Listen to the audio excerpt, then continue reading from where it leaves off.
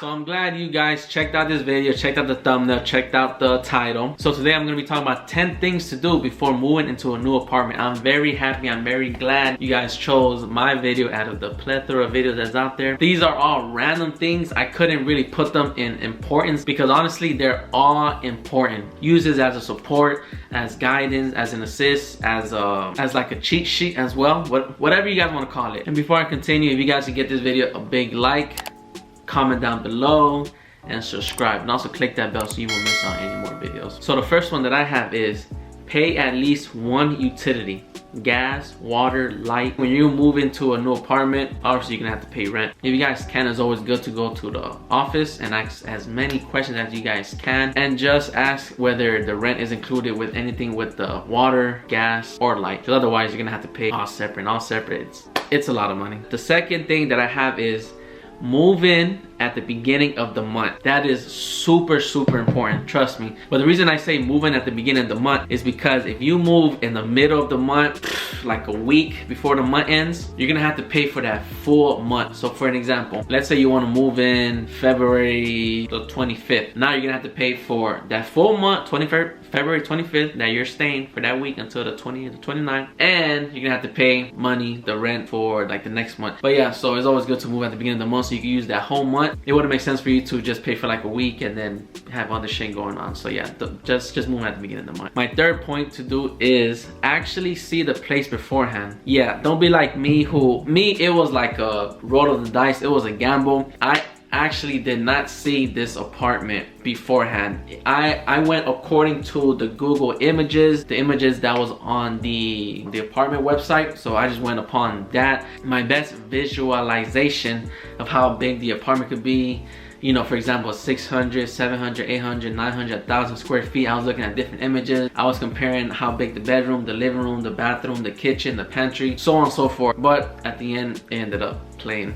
pretty good. I remember I was FaceTiming the consultant and she was coming into apartment, checking out the place and everything, and I had to go based upon that. So if you guys can, I know if you're moving out of state, it could be a bit difficult, but if you can, just book like a weekend trip, see the place, see if you like it, because you know they'll only show you the apartment, right, on FaceTime or whatever. So the fourth thing I have is seriously consider the reviews. Reviews matter. Yes, the reviews absolutely matter, especially if it's the most current year, the most current month, or whatever. Any review that's recent. I remember there was an incident where I was reading a review and it was a lady that was complaining that there was mold and too much noise. Oh, the roof of an apartment had caved in because there was a fire, and it was like crazy. I don't know if the landlord did anything or he did like the bare minimum. I don't remember the specifics, but I just know that actually did happen. And at first I was a bit skeptical, but I didn't really, you know, believe it or whatever. I mean, I don't know why I didn't believe it. I just thought it was like kind of BS. As a matter of fact, I thought she over exaggerated, but in reality, by looking at it firsthand, she was not over exaggerating. I actually like seen it, and it was just, I was like, wow, like that's crazy. So if you can see reviews about how like the consultants or the maintenance team, like I guess how they act, or how like the community is around, just consider the reviews, because the reviews matter. The fifth thing I have is area. Crime, food places, local shops, etc, etc. So that's a bit difficult because sometimes people say, oh, just move into a good area. Bitch, do you have good area money? So sometimes in an apartment complex, they'll have a different complex, different street complex, so on and so forth. Seriously consider the area. Like I said, go to the area that you're in, the apartment complex, see if you feel comfortable, see what's close by, local shops, see if there's like plazas with food and everything else. You may not have time, like if you're taking like a weekend trip and stuff like that. Either way, just see if something you'll like to get used to every single day. See how the commute is to work, see how the commute is to your local Walmart, Target, the mall, the park, the library, the police station, gas station. Check the crime rates, check the weather, check if there's any infrastructure going on. Just, it's a lot of things to consider, you know, especially if you come from one state to the other. It's a different ball game. So the sixth thing I have is amenities.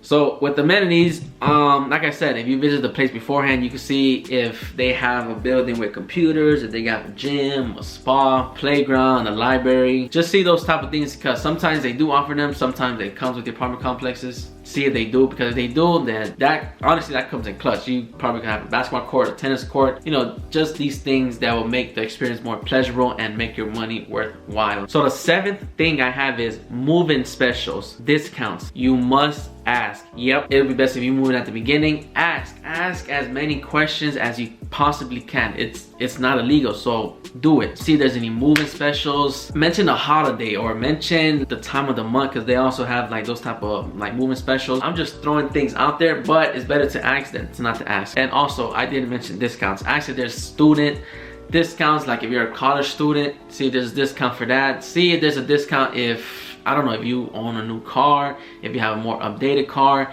There's a discount if you have a higher credit score. It's just so many things that you can ask a discount for, but just ask. So the 8th thing I have is leasing for 3, 4, 6, 9, 10, 12, 13 months. The more time, the cheaper it is. It's kind of like a bit self-explanatory. If you're gonna move into an apartment for 3 months, trust me, you're gonna have to pay like 3 times the regular amount of rent for each 3 months, because it's mostly temporary. 13 months that I seen personally is the most that I ever seen apartments rent for. So if you're gonna get like 3, 6, 9, 12 months, just know that the prices are gonna fluctuate then and there. It just depends what you get, but typically 12 months, like a year. Or if you do get a place that you want to try it out for 3 months, just know that it's possible, but at the same time you're gonna be paying a lot more. So see if that fits in your budget, or see if that's like best convenient for you. It just really depends. I don't know what you have going on, like I said, but you know better than I do, right? So the 9th thing I have is have some type of credit history. When it comes to apartment and get a new car and stuff like that, it's better to have credit, no matter what it is, than to have no credit. Just because you have no credit doesn't mean you have good credit. It will be in your best benefit to have some type of credit history, so that way they can see, whoever runs your credit, they just want to see how good your credit is. I'm not gonna go into financial details because I'm not a financial advisor, but credit is pretty much it shows people how good you are at managing your money, because people can see that you're reliable to be able to pay stuff. The higher your credit, the more chances you'll get of getting an apartment. And sometimes, like I said before early in the video, sometimes if you do have good to excellent credit, you don't even have to pay a down deposit or a deposit in general, as far as enjoying that I know. So if you do have bad credit, it's not really a big problem. You still have credit. However, they might make you pay the first, the last deposit, or the first and the deposit, or the last deposit, whatever the case might be. Like I said, our Georgia apartments are different, our places are different, so you just have to go in the office and ask. And last but not least, number 10, I have limit yourself on groceries, buying only what you need. So when I got to my first apartment, I remember I was spending like $300, $400, $500, $600, $700 in Walmart, just buying a whole bunch of junk food, just buying frozen food and shit ton of snacks, different products that I need, like just try to make my apartment look real nice, right? Come to find out, I didn't need half of that shit. Honestly, I really didn't. Most of the snacks that I did buy, I took to work, so that came in pretty clutch. Honestly, just buy what you need. When it comes to food, keep in mind, food don't last long. For an example, if you buy bananas, that's not a problem. Just know, as soon as you buy a banana, bananas have approximately 18 hours before they go bad, or they start looking soft and black with spots. So if you're gonna buy a banana, eat it within like 1 or 2 days the most, because if you buy bananas, leave them there for 4 days, 5 days, a week, just know you're wasting your money. That's money down the drain for you. Same thing with avocados. I bought me 2 avocados. One, I ate it and I fucked that shit up with some good food, but the other one, I left it, I don't know, close to a week maybe. Man, I opened that sucker up and that shit was stink. Shit was stink as fuck, bro. Like, you know, like avocados have the ball or whatever. And yes, I do eat avocado. I'm not one of these people, oh my god, you like onions, tomato, avocado? Bro, what the fuck is wrong with y'all? What the fuck is wrong with society? Like, y'all out here eating ass and booty and sucking toes and licking ketchup off the ground, but y'all out here complaining about tomatoes and onions and avocados and mayo?